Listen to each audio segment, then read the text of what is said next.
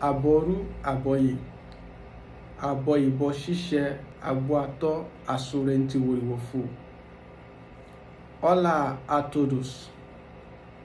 Você sabe como chama os dias da semana em Yoruba? Eu vou ensinar vocês. Ọjọ́ àìkú, ọjọ́ àìkú, domingo.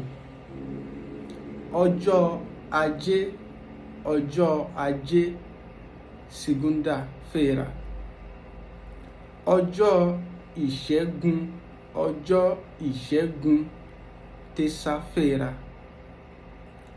Ọjọ́rú, ọjọ́rú, ọjọ́rú, quarta-feira. Ọjọ́bọ̀, ọjọ́bọ̀, quinta-feira.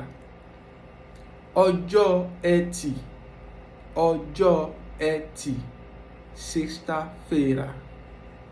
Ọjọ́ àbámẹ́ta, ọjọ́ àbámẹ́ta, sábado.